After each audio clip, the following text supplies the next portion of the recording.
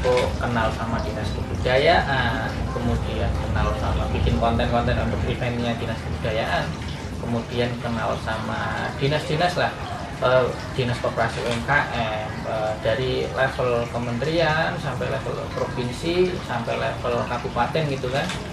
Saya sering diundang jadi narasumber itu kan, trainer, instruktur maupun mentor, fasilitator. Untuk UKM itu ya? Ya, untuk UMKM. Kampus-kampus juga mulai ngundang itu kan, dari kampus juga ngundang, termasuk kampus saya juga sempat ngundang beberapa kali untuk narasumber pendampingan PKM, program mahasiswa. Kreativitas mahasiswa. PKM. Yang entrepreneur atau penalaran juga? Yang entrepreneur. Yang entrepreneur. Sekarang kan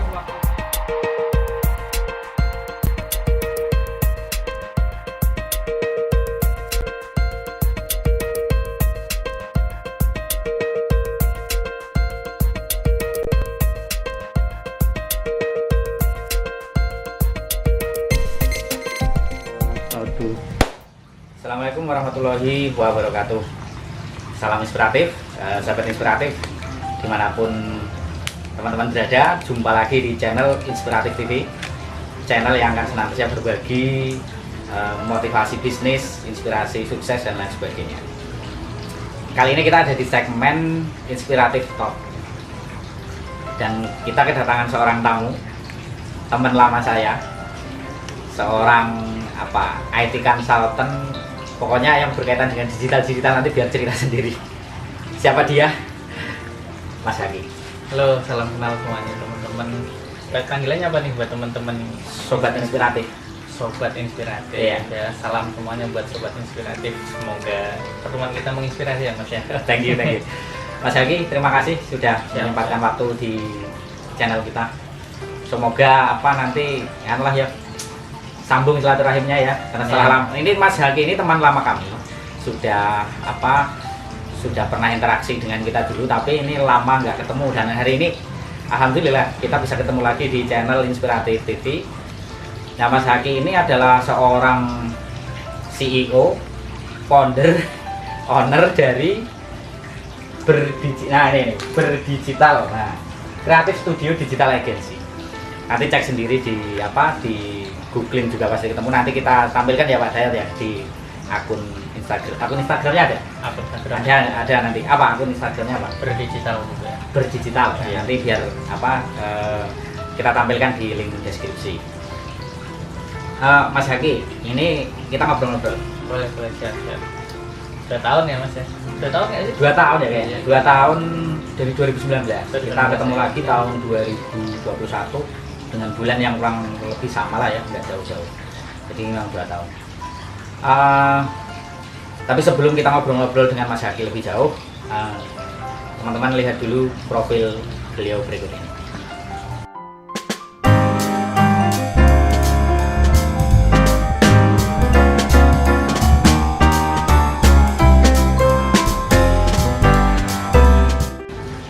Oke, Mas Haki, kita mulai ngobrol-ngobrolnya ya. Boleh. Nah, Mas Haki, sejak kapan sih bisnis? Masih muda banget kayaknya. Umurnya berapa sih Jane? Umurnya berapa sekarang? Enggak salah, enggak usah. Kayaknya lebih muda dari saya kayaknya. Iya. Kalau umur sih ya rata-rata anak muda lah gitu kan. Kalau bisnis itu sebenarnya udah dari SMP ya, belajar bisnis itu kan dari SMP. Dulu kan kalau dulu belum ada belum ada percetakan di mana-mana. Jadi kalau kita mau beli foto-foto artis, poster artis itu tuh kan biasanya di penjual mainan yang keliling itu. Waktu itu SMP itu pedagang mainan kan nggak boleh masuk kan.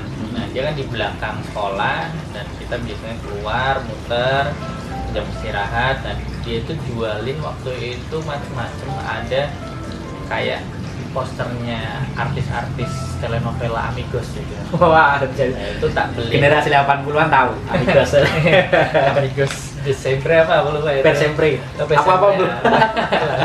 Nah, itu tuh saya ingat tuh harganya tuh 1.000-an, tapi tak jual lagi 3.000 sampai 5.000 Ke teman-teman. Iya, ke teman-teman. Karena teman-teman kan malas keluar, main ke belakang itu kan. Udah saya kerja sama Pak, tak beli sekian, tak jual lagi. Ya kurang lebih cikal bakalnya dari situ sih Mas. Mulai bisnisnya memang dari SMP. Jadi memang punya jiwa bisnis itu kecil ya, bahkan ya remaja ya, Ya, punya jiwa bisnis gitu. karena kebetulan emang orang tua kakek itu semua pengusaha semua.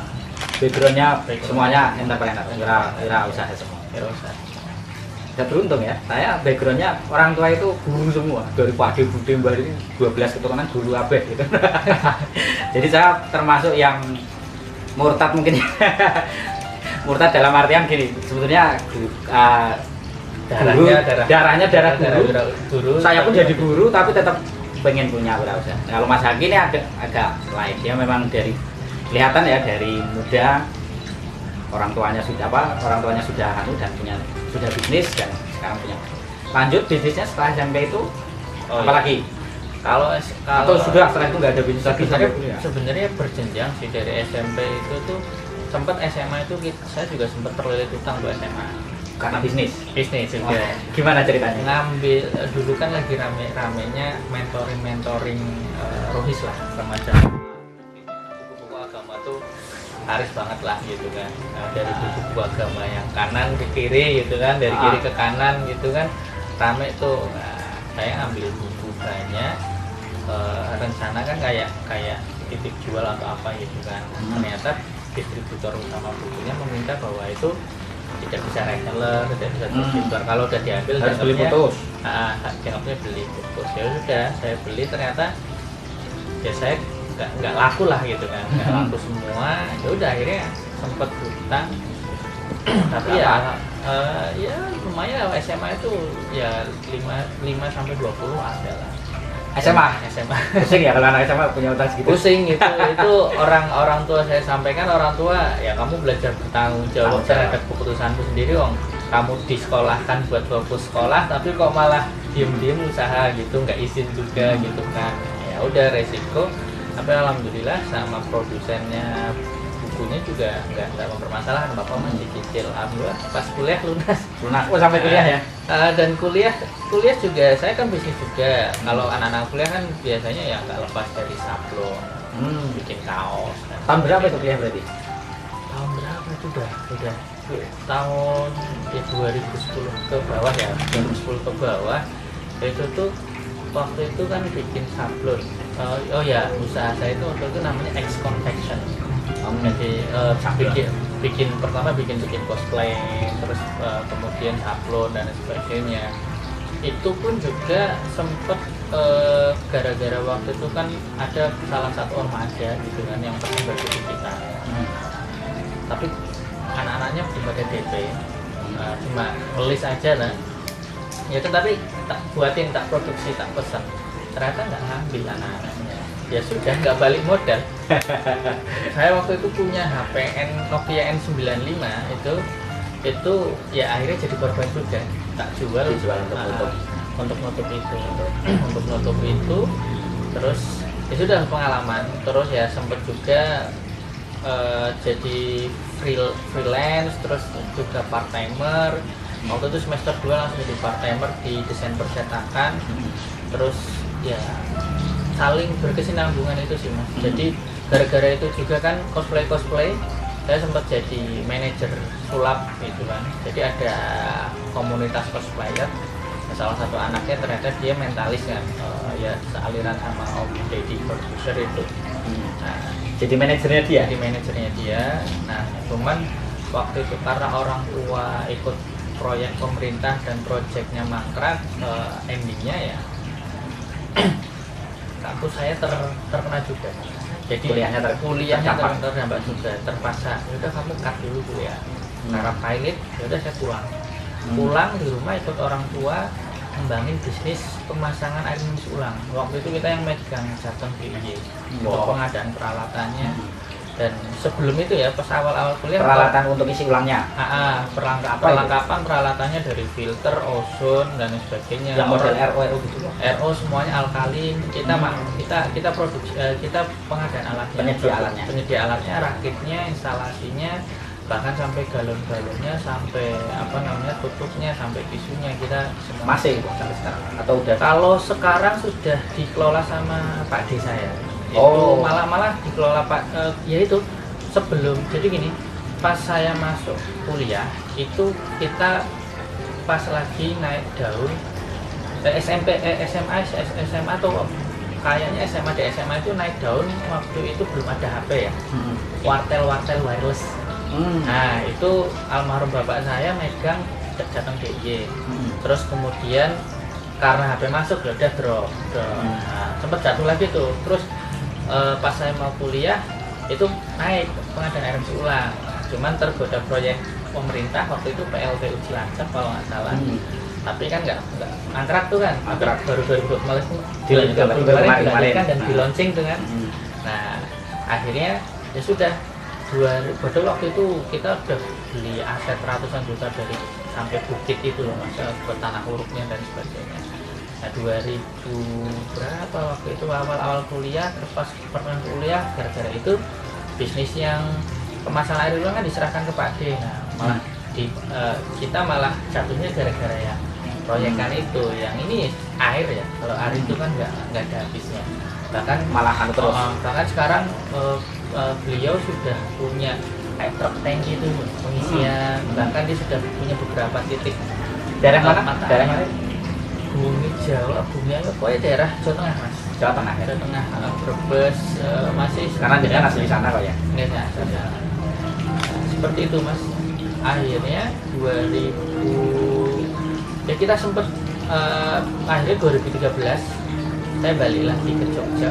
Oh ya waktu itu tuh pas pilot akhirnya almarhum bapak saya itu malah balik lagi ke passionnya beliau kan dulu D3 ITB Politeknik ya kalau nggak salah.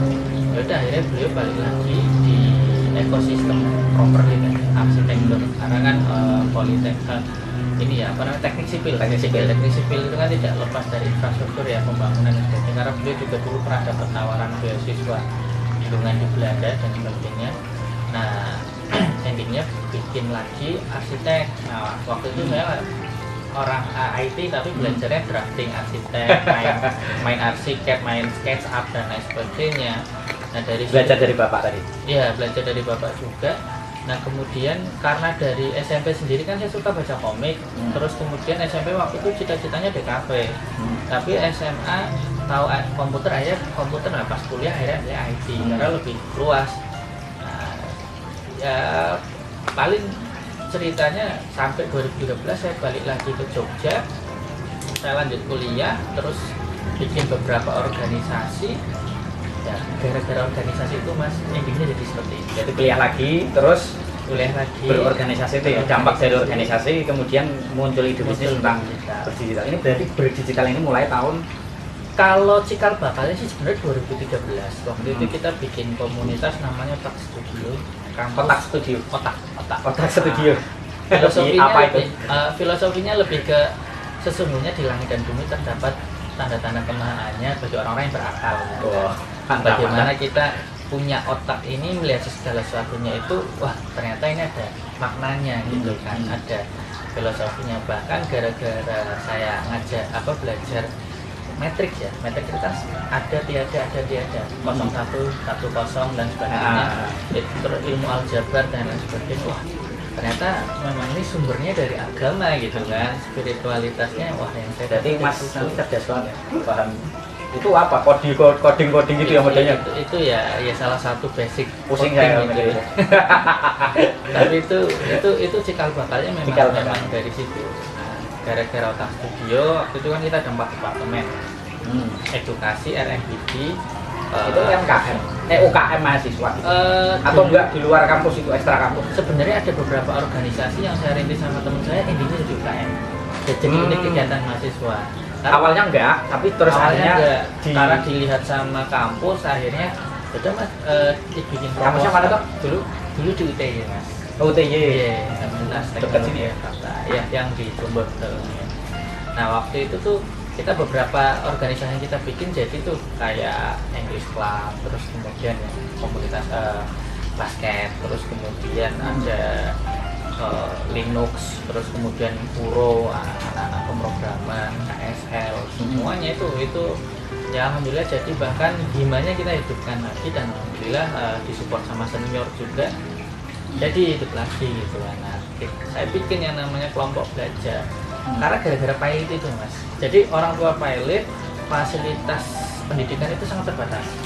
Jadi saya anak IT tapi nggak punya laptop, nggak punya PC, nggak punya komputer, mas ya. Ibaratnya kayak orang perang tuh nggak punya senjata gitu kan. Gara-gara itu saya ketemu senior, wah ini aku ada PC, ada laptop, kamu pakai PC ku aja. Oke, dipinjemin, sekaligus diajarin, saya berpikir bahwa kayaknya yang senasib sama saya nggak cuma saya, kayaknya nih di luar sana. Tak kumpulin mana yang punya aset, mana yang punya motivasi belajar, kumpulin. Yaudah yang seminggu sekali kita kumpul, sharing gitu kan. Ya alhamdulillah jadi itu mas. Jadi kelompok belajar, teman-teman berbagi, karena kan prinsip kita kan belajar, berkarya, berbagi dan berkolaborasi. Jadi apa yang kita pelajari itu harus menciptakan, melahirkan outputnya karya. Nah karya ini seharusnya bisa dibagikan. Nah, bentuknya apapun, terus kemudian bisa dikolaborasikan. Makanya gara-gara 4 tagline ini kita jadi 4 departemen. Belajar itu departemen edukasi. Kita punya visi menjadi pusat literasi IT Indonesia waktu itu kan. Anak muda visinya tinggi banget itu. Nah kemudian setelah itu berkarya itu apa yang sudah kita pelajari. Nanti ada departemen Research and Business Development. Gara-gara 2013 tuh mas sampai sekarang kita di departemen R&D itu punya bank ide 80 startup. Nah itu loh, itu salah satu, itu beberapa contoh startupnya. Ini? Iya. Ada berapa ini? Sebenarnya total ada 80 sih mas. Cuma ini yang ditampil. Cuma kan karena kita bertahap, kita memang benar-benar bootstrapping. Ibaratnya bootstrapping ini maksudnya nggak ada investor, modal itu dari ya perputaran cash flow kita, pelan-pelan kita jadi. Nah departemen R&D ini kan outputnya bikin bisnis mas. Nah kemudian setelah bisnisnya ini jadi, kita sosialisasikan dalam bentuk seminar, workshop, pelatihan dan lain sebagainya. Itu free mas. Dulu kita ngadain selama di kampus, bahkan ada pelatihan apa? IT workshop. Karena saya sendiri kan juga dari dulu itu salah satu FSA, Firefox Student Ambassador. Kita apa itu? Jadi dulu kan beberapa vendor IT itu kan kayak Microsoft bikin Microsoft Student Partner. Nanti ada ambassador. Caranya dutanya Microsoft tapi pelajar gitu ya. Betul. Terus Google juga ada, Google Student Ambassador. Kalau saya Firefox Student Ambassador. Nah itu sebenarnya keaktifan kita aja sih. Kita registrasi secara mandiri, nanti di assessment lolos, ya kita ngikutin petunjuk program dari mereka. Kumpulin tuh teman-teman, semua ambasador kita kumpulin jadi satu, kita bikin satu kegiatan. Jadi beda vendor tapi satu kegiatan gitu kan, kolaborasi asiknya. Itu outputnya kayak gitu. Jadilah ini cikal bakalnya. Karena gara-gara pengalaman di situ 2016 atau 2000 berapa itu saya nggak sengaja masuk ke komunitas namanya FCK, Forum Jogja Kreatif. Nah di situ tuh mulai tuh, karena mungkin saya aktif di situ, tiba-tiba diajaki sama teman-teman senior jadi fasilitator program kementerian yang 1 juta ID website dulu, itu kan bagi-bagi website. Oh iya, gitu, Kemenpora. Kemenkominfo. Kominfo itu punya program 1 juta website. Jadi sekolah 15 tahun gratis itu apa ya itu? Yang 1 tahun gratis. Dapat domain, dapat hosting, ya kita buatin tampilannya juga sederhana sih. Jadi caranya apa? Vendor? Fasilitator. Oh fasilitatornya. Jadi fasilitator ini yang mencari siapa saja. Itu sudah berdigital kan? Belum. Namanya belum berdigital. Belum. Itu 2016 itu saya masih personal branding, masih single fighter. Berarti atas namanya waktu itu ya Baik Haki gitu ya? Baik Haki. Karena sampai sekarang juga saya punya dua sih, Just Baik Haki sama ini. Apa yang Just Baik Haki apa? Just Baik Haki itu lebih ke personal branding saya, dan itu fokusnya di sebagai digital kreatif ICT konsultan. Oh, jadi memang secara pribadi di branding sebagai apa ya? Konsultan IT. Singkatnya konsultan IT.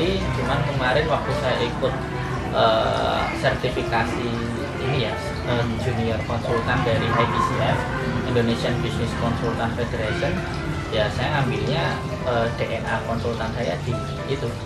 Creative Tracker Check gitu. Cuman saya biar orang gampang ya tak cekin digital kreatif ICT konsultan. Jadi ada digitalnya, ada creativity-nya, ada informasi, komunikasi dan teknologi. Mantap. Nah, itu tadi Just Baik Haki personal brandingnya. Nah, kalau ini sekarang kita cerita-cerita yang berdigital ini. Nah, gara-gara itu mas, sebenarnya kan fokus saya itu cuma di pelatihan, pendampingan sama konsultasi ya. Itu yang 2019 dulu 2016 nya itu kan gara-gara nggak sengaja terjun jadi fasilitator Kominfo untuk bagi-bagi website. Nah itu banyak pengalaman yang ternyata UMKM saat itu sebenarnya tidak terlalu membutuhkan website karena mindsetnya belum terbangun.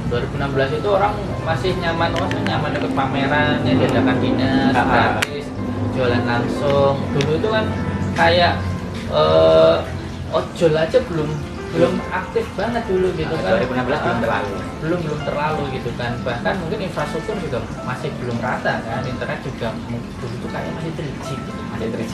Belum 4G, belum 5G. Gara-gara itu tuh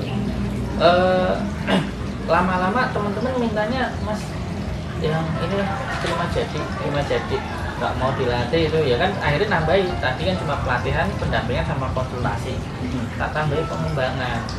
Terus tiba-tiba waktu itu setelah Kominfo kenal sama dinas kebudayaan, kemudian kenal sama bikin konten-konten untuk eventnya dinas kebudayaan, kemudian kenal sama dinas-dinas lah, dinas koperasi UMKM, dari level kementerian sampai level provinsi sampai level kabupaten gitu kan. Saya sering diundang jadi narasumber itu kan, trainer, instruktur maupun mentor, fasilitator UKM itu ya. Ya, untuk UMKM. Kampus-kampus juga mulai ngundang gitu kan, dari kampus juga ngundang, termasuk kampus saya juga sempat ngundang beberapa kali untuk narasumber pendampingan PKM, program mahasiswa kreativitas mahasiswa. PKM. Yang entrepreneur atau penalaran juga? Yang entrepreneur. Yang entrepreneur. Karena kan waktu saya kuliah itu saya 2 tahun berturut-turut idenya saya lolos ya itu yang cikal bakalnya berdigital itu dari situ. PKM mahasiswa. Dulu kan